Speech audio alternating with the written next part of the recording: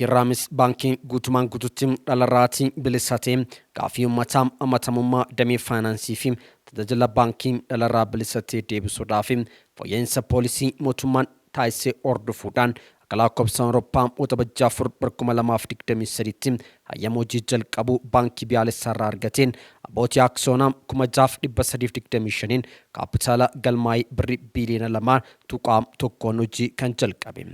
Baankichi guyyaa har'aatiin walitti dhufeenya miidiyaalee waliin qabu cimsuudhaaf imala milkaa'ina isaa ibsuudhaaf guyyaa har'aa hoteela Elelettis ibsa kenneetti jira.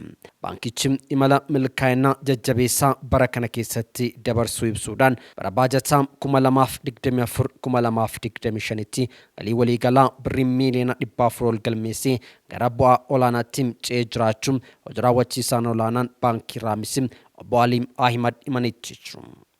Baankii Raamis bara bajata 2024-25 galii waliigaltee birrii miiliyoona 400 ol galmeessuun gara bu'aatti ceheetti jira. Kichim galii waliigalaa bara kanam safartuu baankiitiin yoo madaalamu parsantaam 3726 caalmaa kan agarsiisu ta'uu fi bu'aa qulqulluun immoo dhibbeenta 101 caalmaa agarsiisee jiraachuus himanitti jiru. Bara baajataam xumurame irratti qabeenyi waliigalaa baankii Raamis birrii biiliyoona 4.2 yoo ol guddatu kunis kan bara darbeen wal bira qabamee yegguu ilaalamu dhibbeenta 85 caalmaa agarsiisee jiraachuus himanitti jiru. Qufamni maallaqaa yookiin immoo qusannaan maamiltootaa dhibbeenta 173 caalmaa kan agarsiisee fi dabalataan immoo baankichi sharafaalaan doolaara Ameerikaa miiliyoona 20 walitti kan qabu yoo ta'u kunis dhibbeenta 1780 caalmaa agarsiisee jiraachuusaa hojii raawwachiisaan olaanaan Baankii Raamis Obbo Aliim Ahimad himanitti jiru.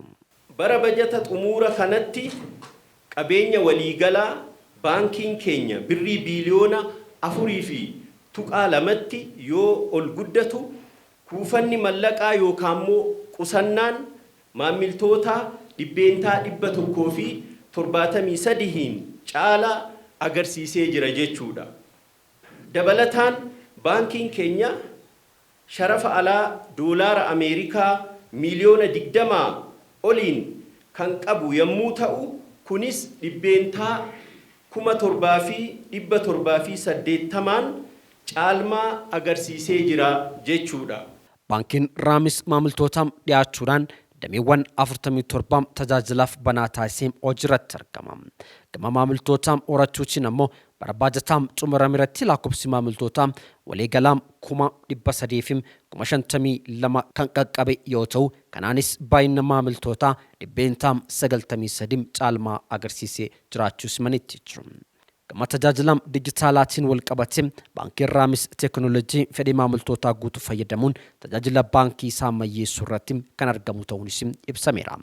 Kan hordofuudhaan hojiiwwan bara kana hojjetameen lakkoofsa fayyadamtootaa USSD dhibbeenta 1,802 caalmaan agarsiisee jiraachuus himanitti jiru. Bara baajataa kanatti ammoo aappii moobaayilii baankingii Raamisii fi tajaajila kaardii baankingii maamiltootaaf ifoomsuu akka fayyadaman dandeessee jiraachuus ibseera. Baankiin Raamis fedhii maamiltootaa isaa guutuudhaaf cimee hojjechaa kan jiru ta'uu hooggantoonni baankii dijitaalaa sadarkaa olaanaa akkasumas intarneet baankingii waaletii fi tajaajila dijitaalaa muraabbaa hojiirra oolchuun saffisa guddaa fi xiyyeeffannoon hojjechaa jiraachuus ibsanitti jiru. Obbo Raabiim Sheek Huseen walitti qabaan boordii Baankii Raamis gama isaaniitiin baankichi gara fuulduraatti rakkinootaa fi hudhaawwan jiran qorachuun imaammata hojii waggoota fuulduraa irratti mari'achuun kallattii kaa'uus himaniiru.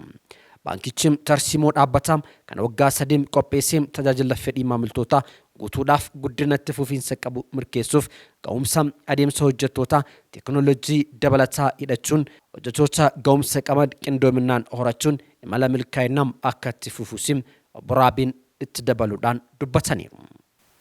በ2024-25 በጀት ዓመት ተርፋማነትን ማሳካት ወሳኝ ምዕራፍ ሲሆን ለቀጣዩ ምዕራፋችን ወሳኝ መሰረት ጥሏል። ይህ አዎንታዊ ውጤት ከአሰራር ጥንካሬዎቻችን ከታዩ ጉድለቶች ጥልቅ ግምገማ ጋር ተደምሮ ወደፊት ለመጓዝ ያለንን መንገድ አሳውቋል።